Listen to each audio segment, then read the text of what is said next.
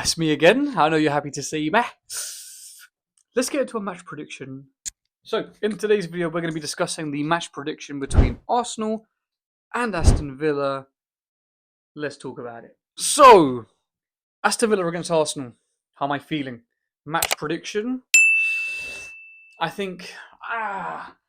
You know what? I think it's going to be a win to Arsenal. Now, look, before anyone trolls me in the comment section, please let me tell you why. Okay, now look, first and foremost, we're playing at home. When we played at home, we're unbeaten. We're also 5 for 5, and I know that Aston Villa are 5 for 5 as well, and I'm going to take that into huge consideration. But and I'm going to say this not with a pinch of salt, with a brick of salt, with Gabriel being back in the squad, my confidence is through the roof. And I'm sure that many of you guys are as well. The thing with Big Gabby is his presence in the air, his presence at the back, his presence even when he drives forward or is playing the long ball over to maybe towards Gyökeres or playing that through pass through the lines towards right. It is immense.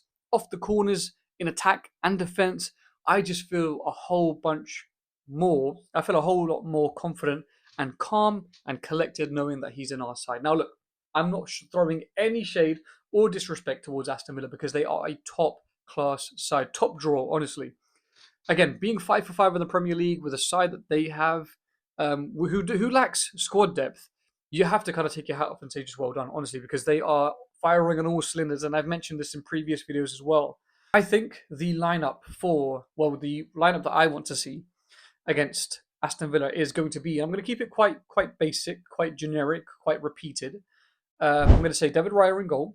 Of course, amazing goalkeeper. I'm going to go for Big Gabby, left centre back. So glad again that he's back in the side. I'm going to go for William Saliba, right centre back. Now, with my right back position, I'm going to go, given that I have been hearing through the grapevine that Jurrien Timber's injury is not so bad. I'm going to go for right centre back, Jurrien Timber, and I'm going to go for left centre back, Riccardo Calafiori.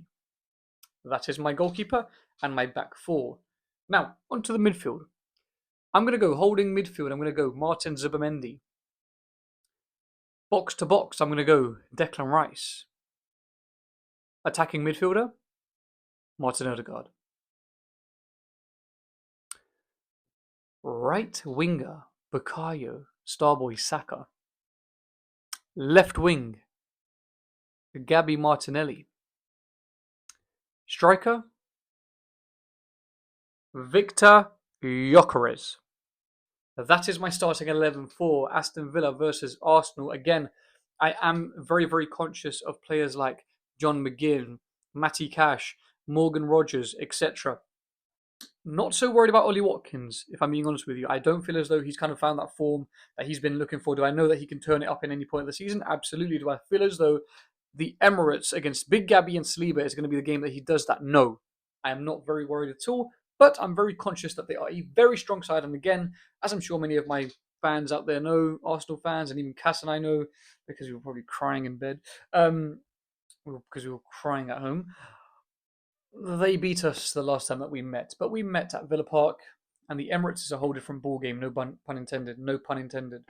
I think the final score is going to be 2-0 to Arsenal against Aston Villa. You heard it here first from myself. 2-0 to the Arsenal at the Emirates Stadium against Aston Villa. I didn't manage to see a cameo from Eberechi Eze against Brighton Hove Albion, which I was a bit disappointed about. But at the same time, I do understand why that wasn't the case because, you know, the last thing that you want to do is like kind of change something within the game when it's not broken. For example, Martin Odegaard, and of course, clutching onto a 2-1 win, regardless of how it came, is something that's very crucial, especially if you're aiming for the title. I have been seeing things across Twitter because I'm a Twitter boy.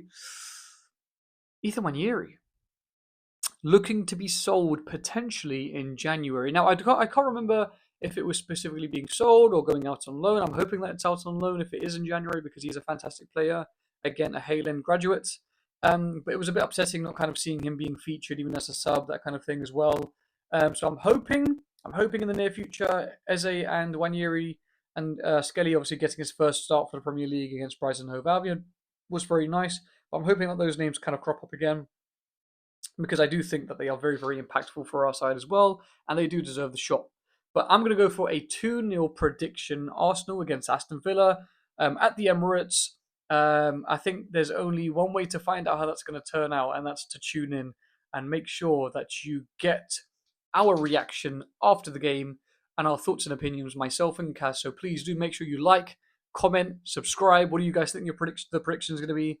Do you think that Arsenal are going to bottle it? Do you think Aston Villa are going to bottle it? It's going to be a tricky one because after that, it's kind of.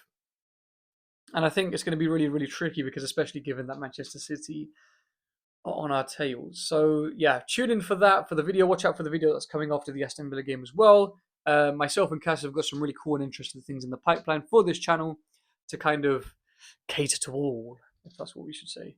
So yeah, please do look out for the upcoming events that we do post on this channel. And again, love you guys all. Please make sure you do comment, like, and subscribe. And I've been Asim in my lovely Palm t-shirt. I'll catch you in the next one.